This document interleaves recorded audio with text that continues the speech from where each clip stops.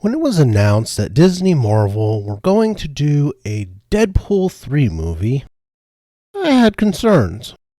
By that point, Disney Marvel were well and truly into their MCU phase, as the rudderless Phase 4 of the Marvel Cinematic Universe wandered aimlessly into theaters and onto the then-fledgling Disney+.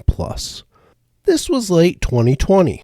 And Ryan Reynolds was meeting with executives at Marvel Studios in hopes of finding a writer for the film. For reasons I will never understand, they settled on Wendy and Lizzie Molyneux, whose most impressive credit by that point was being the writers and producers for Bob's Burgers, an animated show on Fox, for 29 of its 273 episodes. By that point, they had never even sniffed writing a movie, let alone one that would inevitably have a budget north of $200 million and be the intro to mutants for the floundering Marvel Cinematic Universe. Seeing that this was where they were going with a Deadpool 3 showed that they were not learning their lessons and would only ruin Deadpool. Ryan Reynolds' involvement or no Ryan Reynolds' involvement. To their credit, they did try to get David Leitch back for the film, but wound up going with Sean Levy of Night at the Museum and Free Guy fame. Levy would also be credited with helping write the film. Since the script that the Molyneux sisters wrote was what they were working with, I was still leery of the project. Nothing I was hearing sounded like Deadpool. But at least they were not lowering the rating to PG-13 like they announced they were with the Blade reboot.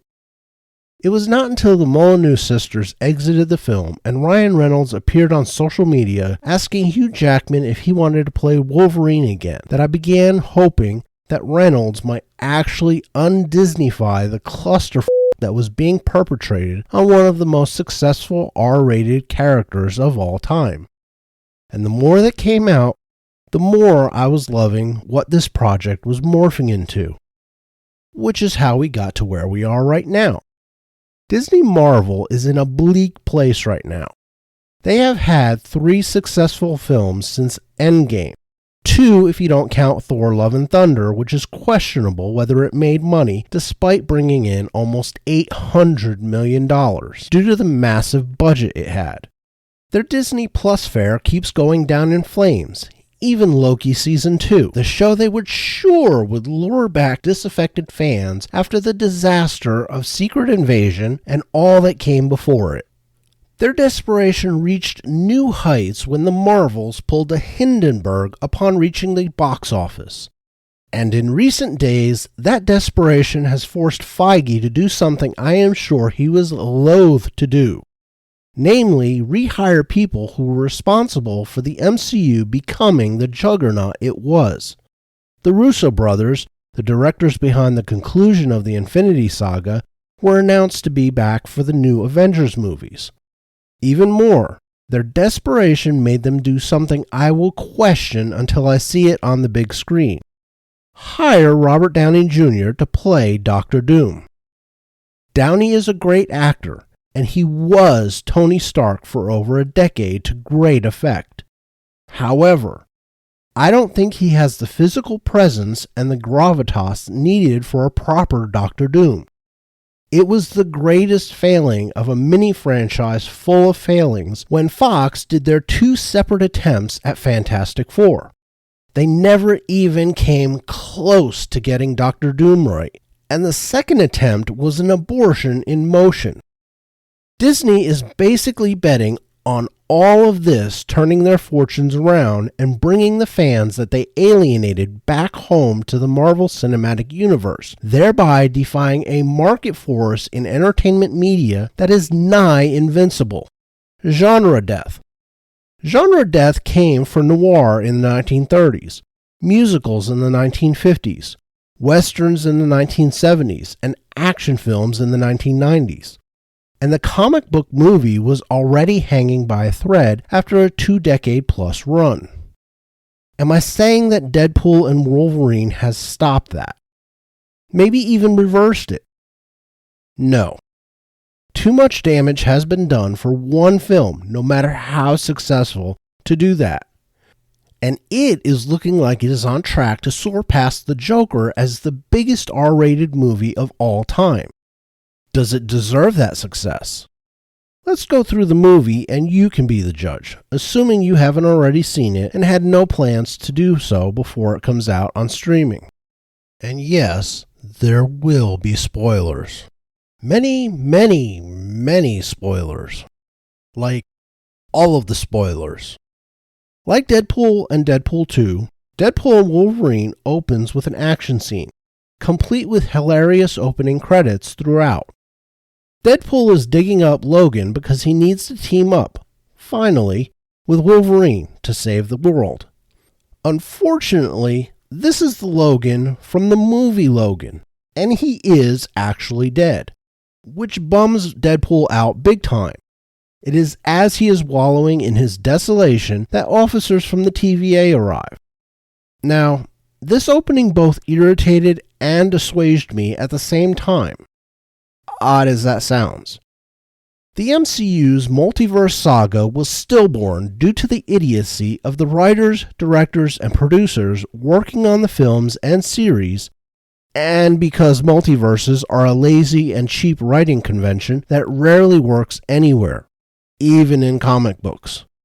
It lessens the stakes of the characters, since once you introduce the idea of multiverses, there is never any danger for the characters to overcome. Spider-Man dies, Iron Man dies, Professor Xavier dies, Wolverine dies. No worries, there's an endless number of them in the other universes.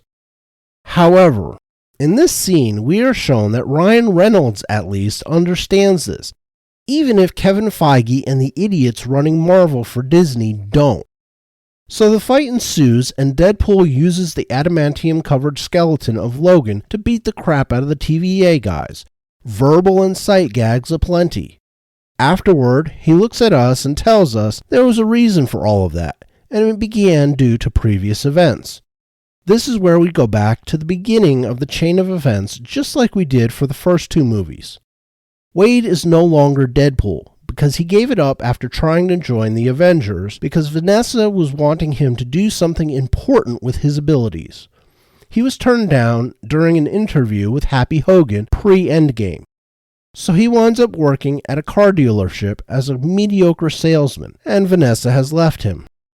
Peter, who also works at the dealership, takes him home and wishes him a happy birthday as they get to the apartment. This is, of course, when all of his friends surprise him with a birthday party. Blind Al, Dopinder, Colossus, Negasonic Teenage Warhead, Yukio, Buck, and Shatterstar are all there.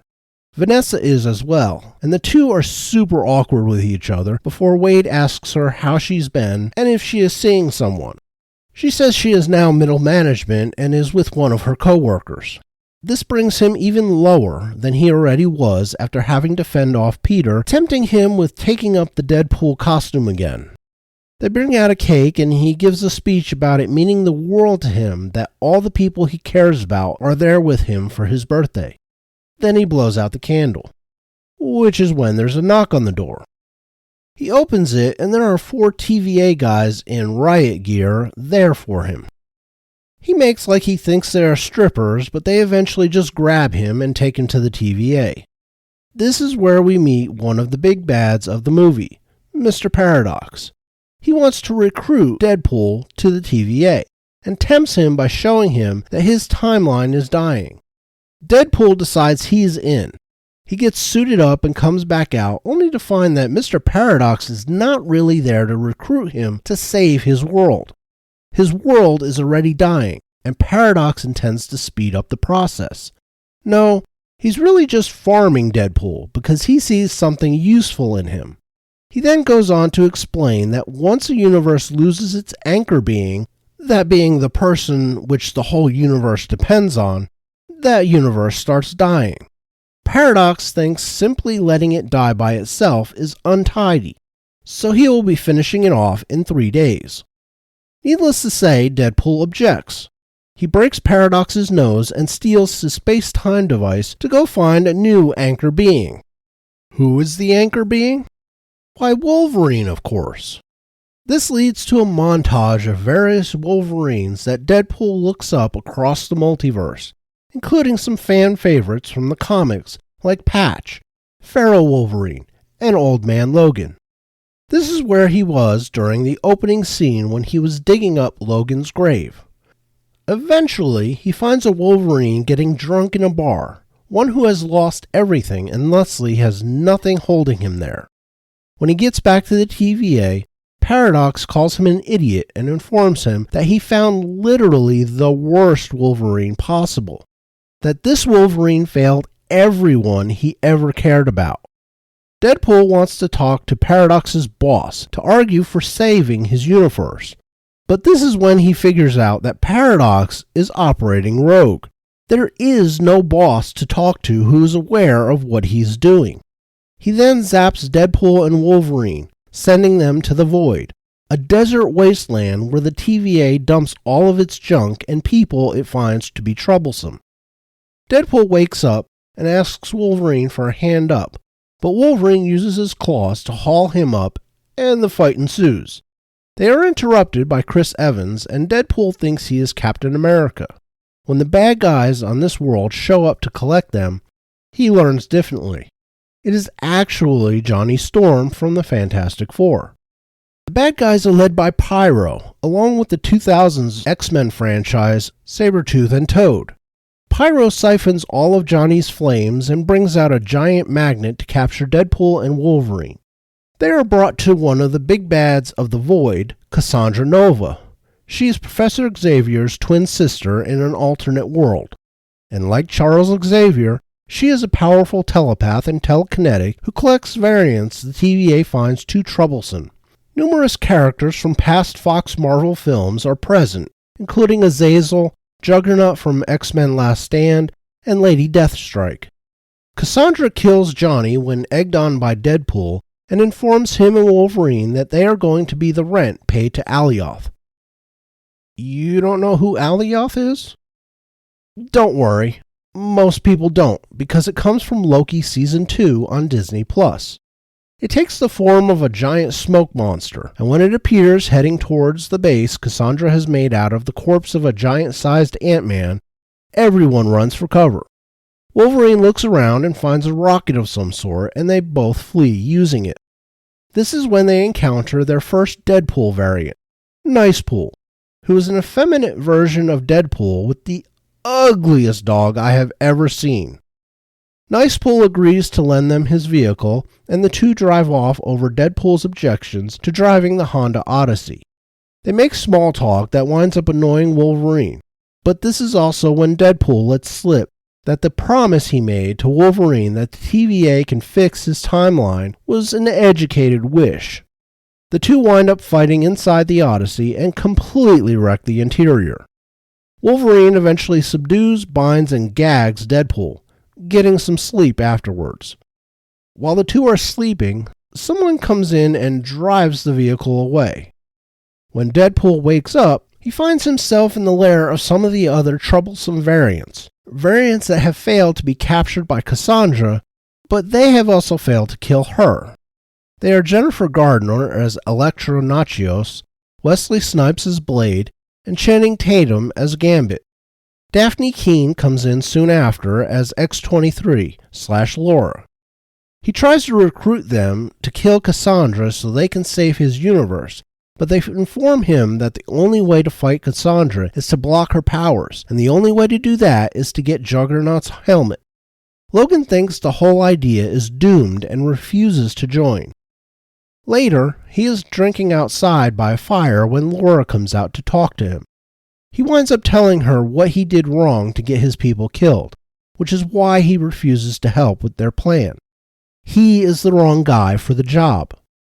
Laura explains to him what her Logan did for her and many others, that he was always the wrong guy. Until he wasn't. Then she walks back inside. The next day, the group rolls up on Cassandra's base and Blade blows a hole in the gate with a rocket launcher that they got from a dead Punisher variant. They all pile out and Wolverine rolls out from the cargo area. Cassandra's people face off against them and a fight ensues. The goal is to get the helmet from Juggernaut. Laura goes for that while Deadpool and Wolverine head for Cassandra, all three taking out bad guys on the way. Wolverine and Deadpool make it up to Cassandra, and she casually slams Deadpool into a wall before forcing Wolverine to punch the floor with his claws out, getting them stuck in the metal floor. She then crawls through his mind, digging for his secrets. While she is doing that, Laura gets the helmet, but just as she is about to climb through the window, Toad hooks her leg with his tongue, pulling her down. She throws the backpack with the helmet in the window and Deadpool gets it. While in Wolverine's head, Cassandra claims to understand his pain, but says that now that she has him, he can be himself. He looks at her and smirks, telling her that she doesn't have him, he has her. In the real world, Deadpool claps the helmet on her head, blocking all of her powers inside of her. Deadpool is demanding that she open a portal to his world, but she tells them that if they take the helmet off, she will kill them. This is when Pyro walks in and shoots Cassandra. He has been working for Mr. Paradox and he wants Cassandra dead, so she can't help Deadpool. They try to get Cassandra to agree to stop being a psycho so they can take the helmet off in order for her to heal herself and help them. Wolverine finally seems to get through to her by telling her that her brother Xavier would have helped her as they are trying to help her. She agrees and they take it off. She heals before disabling Pyro. She then takes out a ring similar to Doctor Strange's sling ring, opening a portal to Earth just as Alioth arrives. They jump through in the nick of time. Deadpool and Wolverine arrive back on Earth to find Paradox has already started activating the device that will destroy his universe. Cassandra arrives to block them and kidnap Paradox, getting him to help her seize the Time Ripper so she can destroy all timelines except the Void's, so she will reign supreme while Paradox gets to see the ruins of the multiverse thanks to his actions and as revenge for what he did to her. She leaves to plug herself into the machine, leaving him to watch on the monitors. As she is doing this, she opened another portal to summon an army of Deadpools everyone was afraid of back in the Void. Wolverine and Deadpool fight their way through the other Deadpools and are about to go stop Cassandra when those Deadpools they thought they already killed regenerate, coming back to fight them again. And if this is getting a little confusing, you're not alone. This is when Peter shows up in Deadpool's old costume that he left in his work locker. When the other Deadpools see Peter, they stop and surround him in joy. Apparently, all Deadpools have a Peter, and they were all missing theirs since they were sent to the Void. Deadpool and Wolverine leave Peter to occupy them while they head to stop Cassandra.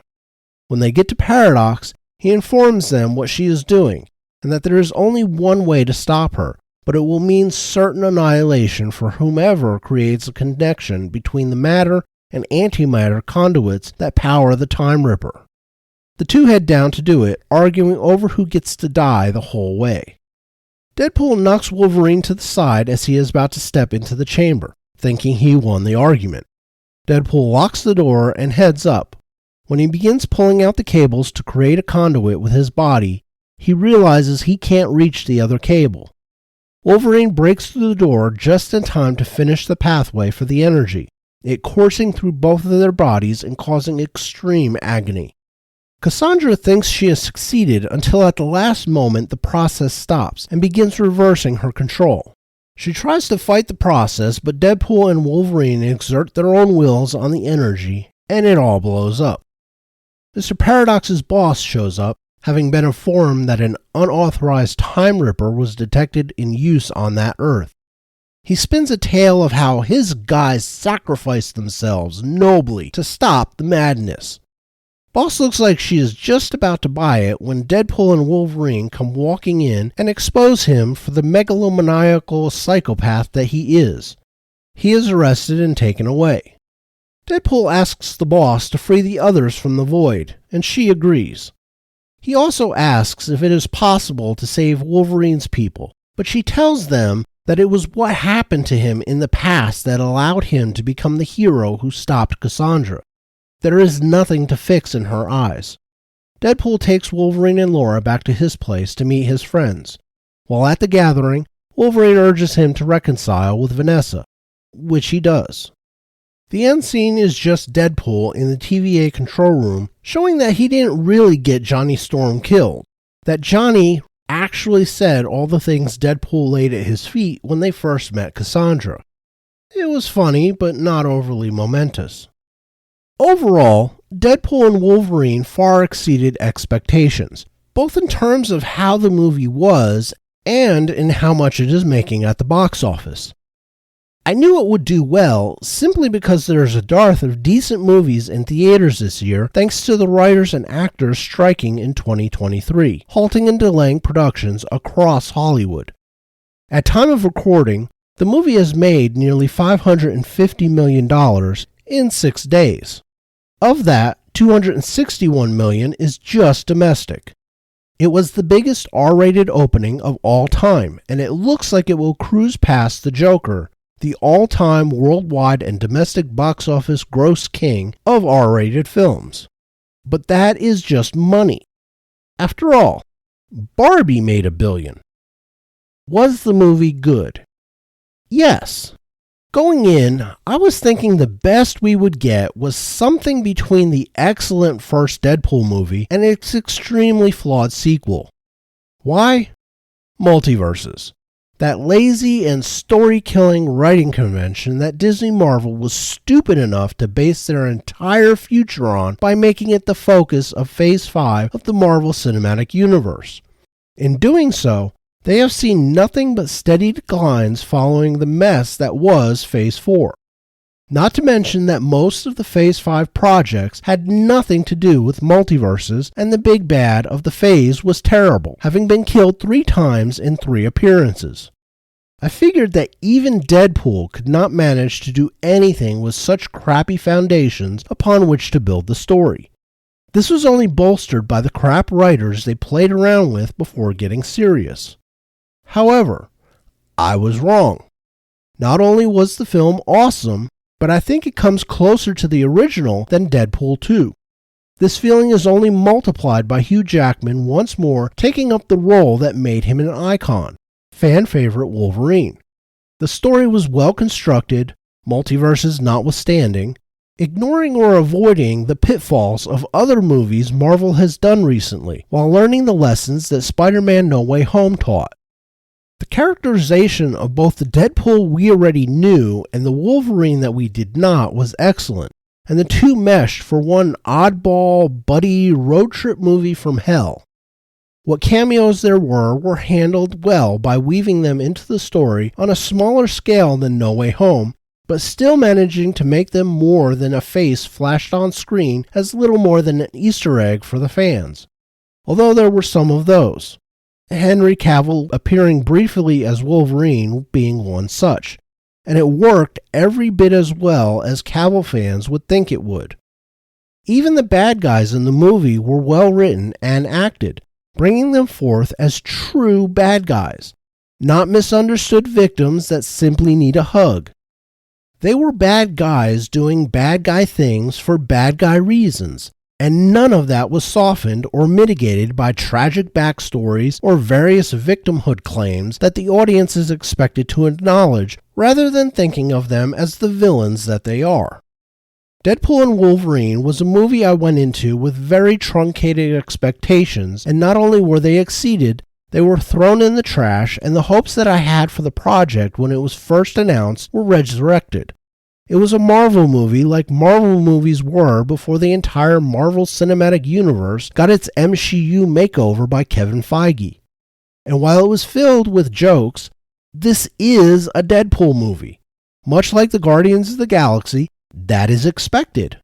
However, the jokes did not trample all over the serious moments, and the moments meant to tug at heartstrings, as has happened over and over and over again in the MCU. Turning moments that should be allowed to breathe and have the audience process and feel what the characters are into awkwardly flat humor that kills the vibe.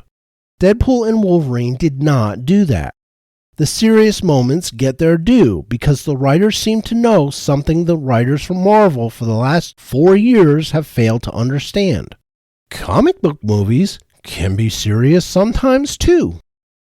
There is some heart and intensity and levity and action and raunchiness all crammed into one film, just as you would expect from a Deadpool movie by this point. Ryan Reynolds was born to play Deadpool, and he has long since redeemed himself from the abomination that was X-Men Origins Deadpool. And Hugh Jackman was born to play Wolverine. There is no other Marvel character, be it Disney Marvel, Fox Marvel, Universal Marvel, or Sony Marvel, who has been as well cast as Wolverine. Hugh Jackman has taken someone John Romita Sr. and company created and made him his own. While physically taller than comic book accurate would dictate, he has fulfilled just about every other element that makes Wolverine Wolverine. And his chemistry with Ryan Reynolds as Deadpool made this film what I called it earlier, a buddy road trip from hell movie. The technical aspects of the movie worked as well. The CGI was not the crappy volume or green screen garbage we have come to expect from Disney Marvel in recent years. The cinematography was beautiful, and the settings were excellently chosen and shot. The score was filled with the usual modern hits from yesteryear that nearly all worked in their chosen scenes. Given my musical predilections, some choices were just not for me, but they did not detract from the movie too much, and the action scenes were all top-notch, as we have come to expect of a Deadpool movie. Unlike the attempts at fourth wall breaking that Disney Marvel tried to do in the She-Hulk series on Disney+, the fourth wall breaking in Deadpool was also what we have come to expect. It brings the audience in on the adventure Deadpool finds himself on, and allows pointed and often raunchy jokes, many at the expense of Disney and/or Marvel. Deadpool Wolverine is a movie I will be seeing in theaters again, and I can't remember the last time I said that about something coming out of Hollywood.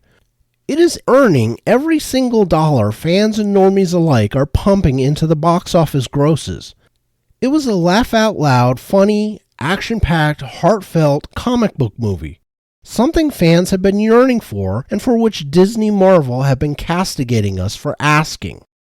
This is what comic book movies should be, and it looks like Disney Marvel might be finding brain cells to rub together again.